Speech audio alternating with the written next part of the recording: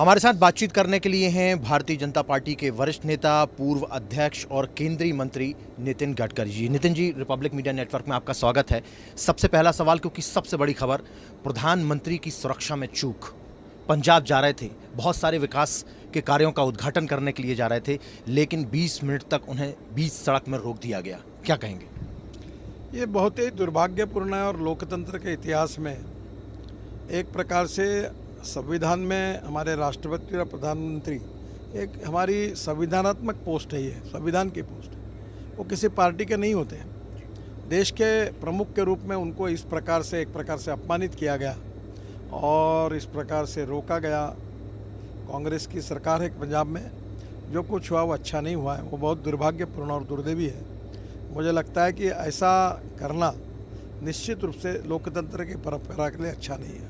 प्रधानमंत्री जब लौट कर गए तो वहाँ के जो एयरपोर्ट के अधिकारी थे उनसे ये कहा कि अपने मुख्यमंत्री को बोलना थैंक यू, मैं ज़िंदा लौट कर आ गया हूँ भटिंडा एयरपोर्ट। ये प्रधानमंत्री ने खुद, ये उनकी जो प्रतिक्रिया है यही सब बातों को दर्शाती है। इसका मतलब पंजाब की सरकार ने जो चिंता करनी चाहिए थी, जो प्रोटेक्शन देना चाहिए था, रोड के बारे में जो बैरिकेडिंग करना चाहिए था, सब बातों में निग्लिजेंस दिखाया। किंबहुना उन्होंने प्रधानमंत्री का दौरा न हो इसके लिए पूरी कोशिश की। ये उनका जो कुछ उन्होंने किया है वो बहुत गलत है, हम उसका निषेध करते हैं। ये अच्छी बात नहीं हुई। प्रधानमंत्री न सिर्फ एक व्यक्ति के, प्रधानमंत्री पूरे देश के हैं, 130 करोड़ भारतीयों के हैं, लेकिन कांग्रेस पार्टी की तरफ से इस पर भी राजनीति की गई। कांग्रेस पार्टी की तरफ से ये नहीं बोला गया कि हम इसके लिए माफ़ी चाहते हैं, वहाँ पे कांग्रेस की सरकार है, या अपॉलॉजी व्यक्त करते। बनस्पत उन्होंने ये कहा कि चूंकि कुर्सियाँ खाली थीं इसलिए प्रधानमंत्री लौट कर चले गए। देखो, ये तो कांग्रेस पार्टी की प्रतिक्रिया बहुत ही दुर्भाग्यपूर्ण है। वास्तविक प्रधानमंत्री को रास्ते में रोका गया, वो अटक गए थे, यही आपने बताया। तो मुझे लगता है कि ये पूरी तरह झूठ है और इस प्रकार की राजनीति करना लोकतंत्र में अच्छी बात नहीं है। सर, आपको क्या लगता है, जिस राज्य में आने वाले दिनों में चुनाव होने वाले हैं उस राज्य में प्रधानमंत्री जाते हैं और उनकी सुरक्षा में चूक होती है, वहाँ का जो लॉ एंड ऑर्डर है पूरे तरीके से फेल साबित होता है, तो क्या उस राज्य में इस कंडीशन में चुनाव कराए जा सकते हैं? देखिए, इन सब बातों के विवादों में आज मैं कुछ नहीं कहूँगा, पर एक बात जरूर कहूँगा कि देश के प्रधानमंत्री के साथ ऐसा व्यवहार करना ये लोकतंत्र के लिए खतरा है और राज्य सरकार ने अपने कर्तव्यों का पालन नहीं किया है। वहाँ के पुलिस की, वहाँ के मुख्यमंत्री की, वहाँ के राज्य शासन की ये नैतिक, लीगल और संविधानात्मक जिम्मेदारी थी कि प्रधानमंत्री को सुरक्षा प्रदान करें, उनको ठीक रास्ता मिले, रास्ते में किसी प्रकार के ऑब्स्टेकल ना हो। लोग आए कैसे रास्ते पर, रोका कैसा उन्होंने? ये तो पुलिस ने कुछ किया नहीं, इसलिए वो आए। कैप्टन अमरिंदर कह रहे हैं कि 10 किलोमीटर दूर पाकिस्तान की बॉर्डर है, इंटरनेशनल बॉर्डर, उसके अंदर, भारत के अंदर प्रधानमंत्री की सुरक्षा नहीं हो पाई। नहीं, निश्चित रूप से ये बहुत ही गलत बात हुई है और निश्चित रूप से आने वाले चुनाव में कांग्रेस पार्टी को इसकी कीमत चुकानी पड़ेगी। पंजाब में चुनाव होने वाले हैं। भारतीय जनता पार्टी पहले अकाली दल के साथ लड़ती थी, अब भारतीय जनता पार्टी जो है अमरिंदर सिंह के साथ, ढींगरा के साथ उनका गठबंधन हुआ है। पूरा मौका है भारतीय जनता पार्टी को पूर्ण रूप से एक बड़े भाई की भूमिका में आने का। किस तरीके से देखते हैं इस बार के चुनाव को पंजाब के? देखिए, जब अकाली और बीजेपी की युति थी तो हमें 18-20 जगह, 22 के ऊपर कभी जगह लड़ने को नहीं मिली। पिछले अनेक सालों से हम मर्यादित जगह पे लड़ते थे, तो पहली बार हमको मौका मिला है। पूरे पंजाब में हम लड़ेंगे और हमारे कार्यकर्ता परिश्रम करेंगे और पार्टी का भी विस्तार होगा और हमें सफलता भी अच्छी मिलेगी, ऐसा मेरा विश्वास है। उत्तर प्रदेश की बात कर लेते हैं, क्योंकि सुबह से लगातार हम आपके साथ में हैं, आपकी इतनी बड़ी बड़ी रैलियां हो रही हैं, आप लगातार उत्तर प्रदेश आ रहे हैं। अभी तक उत्तर प्रदेश की यदि बात करें तो कितना आपने उत्तर प्रदेश को दे दिया है अपने मंत्रालय की तरफ से, और क्या कुछ और देने वाले हैं आने वाले समय? देखो, अभी तक हमने 1,80,000 करोड़ रुपए खर्चा करके करीब 4,200 किलोमीटर का काम पूरा किया है। करीब 1,60,000 करोड़ के काम जो है वो प्रोसेस में है और करीब 26,000 करोड़ रुपए हमने लैंड एक्विजिशन के रूप में, पैसे के रूप में दिए हैं। तो यही 3-3.25 लाख करोड़ तो ऑलरेडी हुए हैं और मैंने ये विश्वास दिलाया कि आप डबल इंजन की सरकार लाओ, हमें सहयोग करो, आशीर्वाद दो। अगले 5 साल में हम 5 लाख करोड़ के रोड बनाएंगे और उत्तर प्रदेश की सड़कों को हम अमेरिका के स्टैंडर्ड का बराबर बनाएंगे, उससे भी अच्छा बनाएंगे। और ये बहुत बड़ी बात होगी कि पूरा वर्ल्ड उत्तर प्रदेश की तरफ देखेगा। तो मैंने एश्योर किया है कि मैं विश्वास दिलाता हूँ कि एक्सप्रेस हाईवे बनाएंगे, एक्सिस कंट्रोल एक्सप्रेस हाईवे बनाएंगे, ब्रिजेस बनाएंगे, टनल बनाएंगे, अच्छे रोड बनाएंगे कंक्रीट के, और अमेरिका से भी अच्छे बनाएंगे। यही विश्वास मैंने उत्तर प्रदेश की जनता को दिया। लेकिन उत्तर प्रदेश में जो पहले समाजवादी पार्टी की तरफ से मुख्यमंत्री थे अखिलेश यादव, वो जब भी कोई उद्घाटन होता है या शिलान्यास होता है या कुछ लोकार्पण होता है, वो कहते हैं ये तो हमारा था, ये तो हमने सोचा था और ये क्रेडिट ले रहा है, ये तो सब कुछ हमारा किया हुआ है, इनका कुछ किया हुआ नहीं। बताइए कि हमारा कौन सा प्रोजेक्ट था जो उन्होंने किया था? उनकी तो सरकार ही नहीं थी। 7 साल से हम आए हैं, हमारी भारत सरकार के सब प्रोजेक्ट है। खैर वो उनके कहने की बात है। ये तो बात जरूर है कि उत्तर प्रदेश में योगी जी के नेतृत्व में लॉ एंड ऑर्डर की स्थिति इतनी अच्छी है, गुंडा राज खत्म हो गया, अंडरवर्ल्ड, क्रिमिनल, ये सब खत्म हो गए, सज्जन लोग, अच्छे लोग एक अच्छी स्वाधीनता का सांस ले रहे हैं। तो मुझे लगता है कि लॉ एंड ऑर्डर की अच्छी सिचुएशन, यही हमारे सरकार की बहुत बड़ी उपलब्धि है। निश्चित रूप से इसका सपोर्ट योगी को बड़े प्रमाण पे योगी जी को मिलेगा। मतलब आपको लगता है कि विकास और लॉ एंड ऑर्डर 2 विषय होंगे इस बार चुनाव लड़ने के लिए, मुद्दा होगा भारतीय जनता पार्टी की तरफ से, लेकिन लगातार धर्म के नाम पर भी, जाति के नाम पर भी बरगलाया जा रहा है लोगों को। आप प्रश्न पूछते हैं, हम जवाब देते हैं, फिर बोलते हैं आप बरगला करके। आप सवाल दूसरे समाजवादी पार्टी जो है वो हिंदू मुस्लिम कर रही है, ओवैसी हिंदू मुस्लिम कर रहे हैं। बात कह रहा हूँ कि कोई भी व्यक्ति उसकी जात, पंथ, धर्म, भाषा और सेक्स से बड़ा नहीं होता, उसके गुणों से बड़ा होता है। सबका साथ, सबका विश्वास। हम जाति के आधार पर कोई डिस्क्रिमिनेशन नहीं करना चाहते हैं। सबका साथ, सबका विकास और सबका विश्वास, इसी आधार पर जाना चाहते हैं, चाहे कोई किसी भी धर्म को, किसी की जाति का हो। और हम अस्पृश्यता, जातीयता समाज से नष्ट करना चाहते हैं। सामाजिक समता, आर्थिक समता प्रस्तावित करना चाहते हैं और उसी के आधार पर नए भारत का निर्माण करना चाहते हैं। यही हमारा कन्विक्शन है, यही हमारा विचार है। राजनीति में इसकी कीमत चुकानी पड़ेगी तो चुकाएंगे, पर इसी मार्ग से जाएंगे और जातिवाद और सांप्रदायिकता की राजनीति को समाप्त करेंगे। यही हमारा मिशन है। लेकिन समाजवादी पार्टी के लोग बार बार राम मंदिर का जिक्र कर देते हैं, काशी विश्वनाथ कॉरिडोर का जिक्र कर देते हैं। अब वो कह रहे हैं कि भगवान कृष्ण हमारे सपने में आते हैं, अखिलेश यादव कहते हैं, और कहते हैं कि अब तुम्हारी ही सरकार बनने वाली है, तो शायद वो ही कुछ करें मथुरा का। भारतीय जनता पार्टी की तरफ से भी कई नेताओं ने बोला कि मथुरा से योगी जी को लड़वा दीजिए, अब मथुरा में एक भव्य कॉरिडोर बनना चाहिए। मैं ऐसे निरर्थक विषयों के विवादों में नहीं पड़ना चाहता और मैं आपको भी अनुरोध करूँगा। एक लोकतंत्र 4 पैरों पर खड़ा है। पहला इंडिपेंडेंट, इम्पार्शियल, फेयर जुडिशरी, दूसरा एग्जीक्यूटिव विंग, तीसरी है लेजिस्लेटिव विंग जिसमें एमएलए, एमपीज होते हैं, मंत्री होते हैं, और चौथी है मीडिया। हम सबको मिलकर लोकतंत्रों में गुणात्मक परिवर्तन करना है, लोकतंत्र को समृद्ध संपन्न करना है। नेता भी जिम्मेदारी से व्यवहार करें और मीडिया भी जिम्मेदारी से व्यवहार करें। हम सब अपनी मर्यादा का और जिम्मेदारी का और कर्तव्य का अगर पालन करेंगे तो ऐसे विवादात्मक विषय भी नहीं आएंगे, विवाद भी नहीं होंगे और लोकतंत्र में गुणात्मक सुधार होगा। मुझे लगता है कि हमने उस प्रक्रिया के तरफ जाने की प्रक्रिया में हम अपने तरफ से अच्छी शुरुआत करें। धीरे धीरे सभी लोग यही करेंगे और गुणात्मक परिवर्तन होगा, यही मेरा विश्वास है। सर, उत्तर प्रदेश में पिछले कुछ दिनों से लगातार एक चीज़ देखने को मिल रही है कि 200 करोड़, 250 करोड़, 25 किलो सोना, 200 किलो चांदी, ये निकल रहा है। अभी एक दिन पहले भी तमाम जगहों पे छापे पड़ रहे हैं इनकम टैक्स के, और सीधे तौर पर कनेक्शन समाजवादी पार्टी से अखिलेश यादव से जोड़ा जा रहा है। और वो कहते हैं कि ये तो जानबूझकर ऐसा कर रहा है। पहले कहते हैं कि ये तो बीजेपी वाले का था, फिर बाद में बीजेपी वालों को अपॉलॉजी हुई तो फिर दूसरों की तरफ छापे मारना शुरू कर दिए उन्होंने। तो इस पर इसको लेकर राजनीति, देखो, डिपार्टमेंट अपने अपने काम करते हैं, न इसको कोई पॉलिटिकली ऑर्डर देता है, न कोई सरकार से कोई निर्देश मिलते हैं। वो अपने कर्तव्यों का पालन करता है। जिनके घर में मिला है पैसा तो वो कानूनी जवाब दे उसका। देखो, हर आदमी को अधिकार है कोर्ट में जाने का।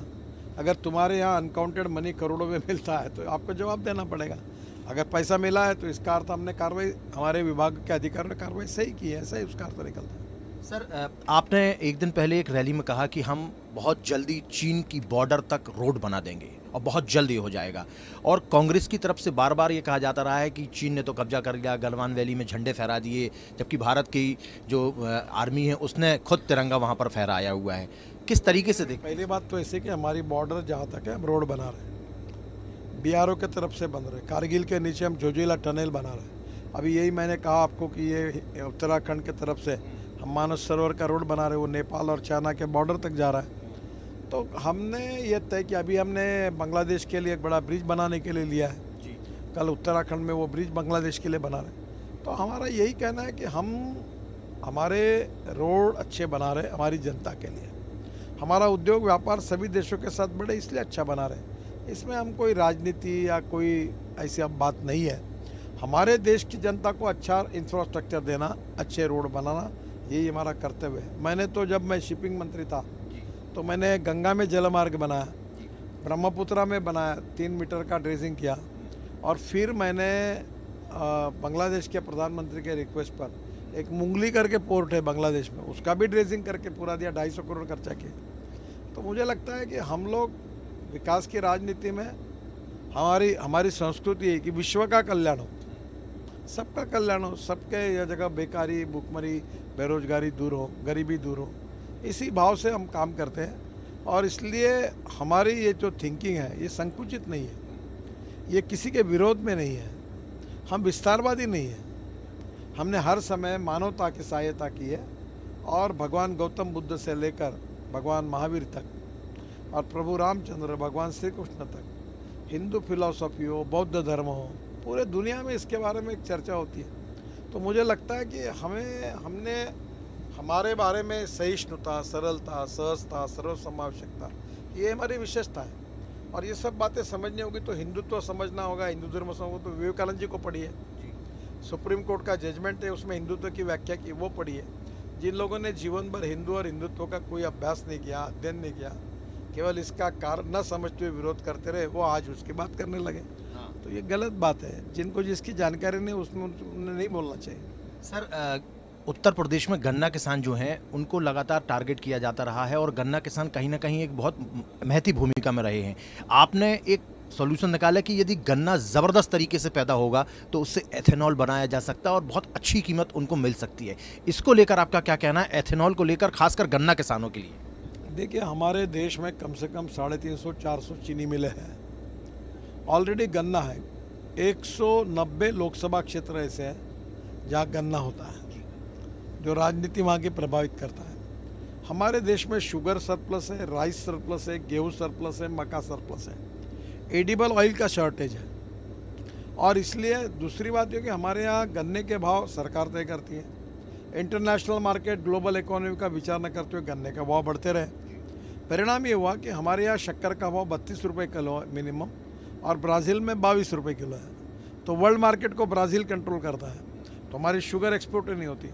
अब हमारे देश में 310 लाख टन शुगर का प्रोडक्शन पिछले साल हुआ, और हमारी रिक्वायरमेंट 240 लाख टन है, यानी 70 लाख टन हमारा एक्सेस है। और एक तरफ इंटरनेशनल प्राइस से हम कम है, तो शुगर के बजाय इथेनॉल में जाएंगे तो किसानों को पैसे मिलेंगे, अच्छे भाव भी मिलेंगे। और इसलिए हमने अलाउ किया कि शुगर के जूस से इथेनॉल बनेगा, मोलाइसेस से इथेनॉल बनेगा, फिर 3% शुगर मोलाइसेस में डालकर BAV मोलाइसेस है, उससे इथेनॉल बनेगा। और इथेनॉल के साथ राइस से इथेनॉल, कॉर्न से इथेनॉल, फूड ग्रेन से इथेनॉल की अनुमति दी। अभी 400 करोड़ लीटर इथेनॉल हमारे देश में बनता है, और हमारी रिक्वायरमेंट 4000 करोड़ लीटर की है, क्योंकि अब हमने फ्लेक्स इंजन भी लाया है। अभी केवल पेट्रोल में 10% जा रहा है, तो अब फ्लेक्स इंजन के कारण 100% पेट्रोल के बजाय इथेनॉल चलेगा। तो मुझे लगता है कि निश्चित रूप से इथेनॉल की मांग बढ़ेगी तो किसानों को फ़ायदा मिलेगा, किसानों को अच्छे भाव मिलेंगे। गांव में अभी 350-400 इथेनॉल की फैक्ट्री है, अब वो 1000 फैक्ट्री खुल जाएगी। आज राइस 350 लाख टन हमारा गोडाउन में पड़ा है, रखने के लिए जगह नहीं है। पंजाब और हरियाणा में राइस पानी में ख़राब होता है क्योंकि वो मंडी में बाहर पड़ा हुआ है, अब उससे इथेनॉल बनेगा। और ये जो 8 लाख करोड़ का इंपोर्ट है हमारा, वो ऐसे ही चलता रहेगा तो 5 साल में 25 लाख करोड़ का होगा। ये 25 लाख करोड़ के बजाय 8-10 लाख करोड़ अगर हमारे देश में ईंधन तैयार होगा तो पोल्यूशन भी कम होगा। पेट्रोल डीजल का पोल्यूशन ज़्यादा है, import substitute, cost effective, pollution free और इंडिजिनस। तो आज अभी मुझे खुशी है कि मैंने फ्लेक्स इंजन की एडवाइजरी निकाल दी है, अब जिसके कारण स्वाभाविक रूप से अभी हुंडई, टोयोटो और सुजुकी तीनों ने एक्सेप्ट किया, बाकी ने भी किया है। तो अब इसके बाद फ्लेक्स इंजन यानी आप 100% पेट्रोल डालो या 100% इथेनॉल डालो। अब बजाज और TVS ने स्कूटर और बाइक इसकी बना ली है, इसकी बसेस हमारे यहाँ नागपुर में चलती थी। तो अब डीजल पेट्रोल के बजाय इथेनॉल ईंधन होगा, तो उसकी खपत 100% पेट्रोल के अल्टरनेटिव में चलेगा, तो हमारा इंपोर्ट कम होगा, प्रदूषण कम होगा, हमारे गांव में लोगों को रोजगार मिलेगा, किसानों के फसल को उनको सही दाम मिलेंगे। तो ये विन विन सिचुएशन है और ये बहुत अच्छा होगा कि हम इसको करें। फिर पराली से जो जलाते हैं पराली का बहुत बड़ा उससे हमने बायो सीएनजी, बायो एलएनजी बनाने की टेक्नोलॉजी आई। मैंने अपना खुद का ट्रैक्टर बायो सीएनजी पे कन्वर्ट किया, 1 लाख रुपए की बचत हुई, प्रदूषण नहीं के बराबर है। अब इलेक्ट्रिक ट्रैक्टर आ रहा है। मैं ग्रीन हाइड्रोजन की गाड़ी मैंने टोयोटो से, जापान से आई है, मैं यहाँ फरीदाबाद में ग्रीन हाइड्रोजन खरीदी करके इंडियन ऑयल से मैं वो गाड़ी 15 दिन में लगाऊंगा, चलाऊंगा, आपको सबको दिखाऊंगा, ताकि ग्रीन हाइड्रोजन हमारा भविष्य का फ्यूल है। जो पानी से हाइड्रोजन और ऑक्सीजन अलग करना इलेक्ट्रोलाइज़र के मदद से, और इलेक्ट्रोलाइज़र के लिए जो बिजली लगती है वो सोलर पावर और विंड पावर, विंड यानी छोटी सी विंड मिल है, तो हम वो पावर से करेंगे तो पावर की कॉस्ट 70%, तो पावर सस्ती। और जो गंदा पानी है शहरों में उसको रिसाइकलिंग करके, उसको अलग करके, उस पानी का उपयोग करके हम लोग ग्रीन हाइड्रोजन बनाएंगे। अब आने वाले समय में ट्रक, हमारी बसेस, हमारी स्कूटर, हमारी कार, हमारे रेलवे के इंजन, हमारे हवाई जहाज ग्रीन हाइड्रोजन पे चलेंगे।